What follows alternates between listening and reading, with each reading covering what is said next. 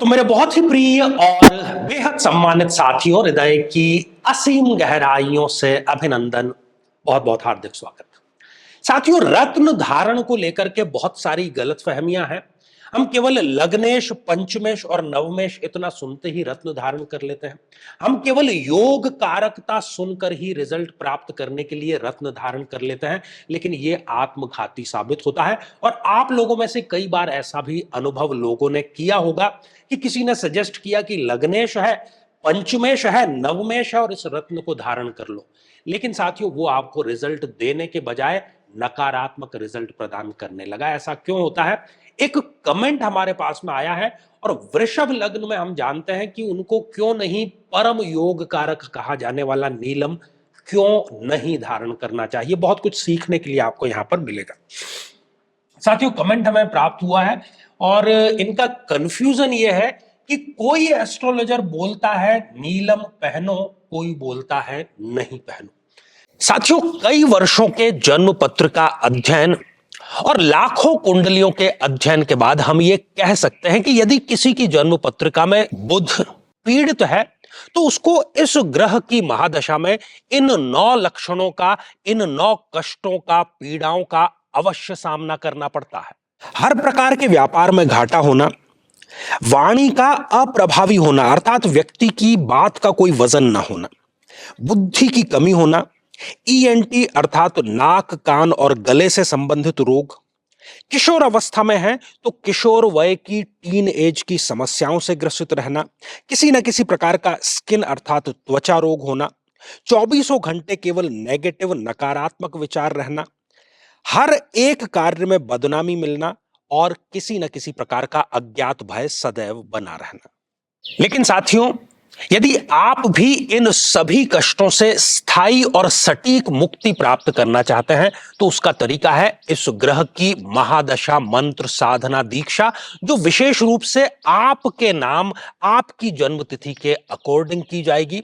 और गुरु दीक्षा के माध्यम से अभिमंत्रित माला भी आपको प्रदान की जाएगी, ताकि न केवल ये सारे कष्ट दूर हों बल्कि ये पूरी की पूरी महादशा आपके लिए शांतिदायक और सुख समृद्धिदायक साबित हो। साथियों, वृषभ लग्न की जन्म पत्रिका है और शनिदेव भाग्येश और कर्मेश 2 भावों के यहां पर अधिपति हैं। लेकिन हम यदि उनकी प्लेसमेंट देखते हैं तो शनिदेव आ गए इस अष्टम भाव में, तो नीलम इनको नहीं पहनना चाहिए। शनिदेव योग कारक रहते यदि वो कहीं त्रिकोण में या केंद्र में विराजमान होते, यहां पर वो अब योग कारक नहीं रहे हैं, इसलिए नीलम धारण करना इनके लिए मृत्यु तुल्य कष्ट लेकर के आएगा। इनके लिए हर एक कार्य में देरी वो लेकर के आएगा, इसलिए इनको कभी भी नीलम धारण नहीं करना चाहिए। तो पहले प्रश्न का इनको उत्तर मिल गया। अब आगे ये लिखते हैं, कोई बोलता है पुखराज तो कोई कुछ। पुखराज जो कि गुरुदेव का रत्न है, और गुरुदेव हालांकि टेक्निकली इस लग्न में योग कारक नहीं है, एक मारक ग्रह है, लेकिन यदि आप उनकी प्लेसमेंट देखेंगे तो वो अपने ही भाव में यहां आय के भाव में विराजमान है।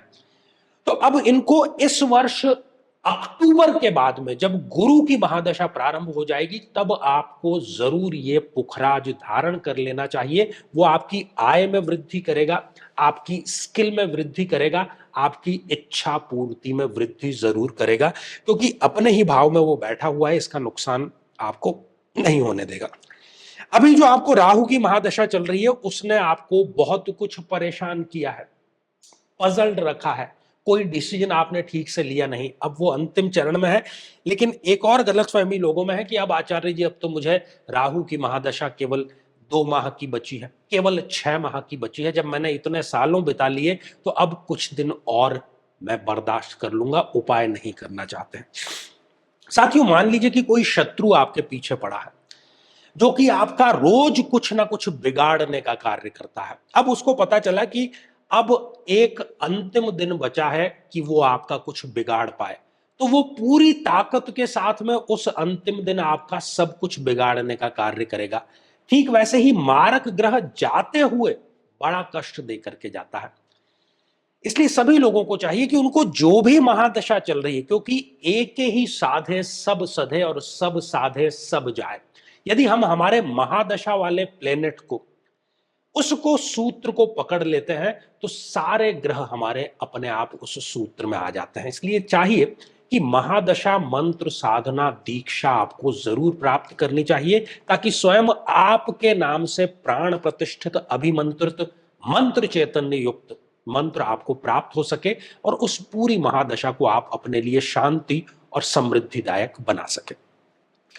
तो I am too much puzzled ऐसा लिखा है आपने, क्या आप इसको क्लियर कर सकते हैं? तो ये क्लियर आपके लिए हो गया होगा। और हाँ, यदि कोई आपको स्टोन पहनना ही है तो आप लग्नेश पहन सकते हैं, डायमंड आप पहन सकते हैं, क्योंकि वो लग्नेश भी है और प्लेसमेंट भी उसकी बहुत अच्छी है, तो भाग्य में वो आपके वृद्धि भी जब जब उसकी अंतर्दशा आएगी तब अवश्य ही करेगा।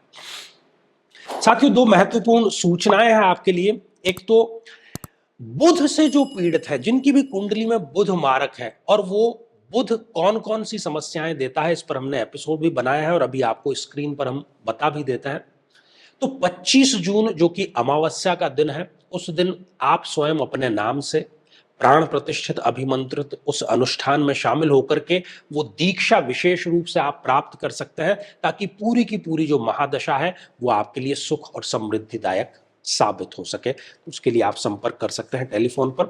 और दूसरा, यदि आप भी चाहते हैं कि आपकी कुंडली का सूक्ष्म विश्लेषण हो, समस्या का समाधान हो, तो आगामी समय में मैं स्वयं इन शहरों में उपस्थित रहूंगा। आप मिल सकते हैं या फिर आप टेलीफोनिक या वीडियो कॉलिंग अपॉइंटमेंट भी प्राप्त अवश्य कर सकते हैं। तो साथियों, आज के लिए केवल इतना ही, और इसी मंगल कामना के साथ में कि आप सभी स्वस्थ, समृद्ध और शांतिपूर्वक जीवन व्यतीत करें। नमस्कार।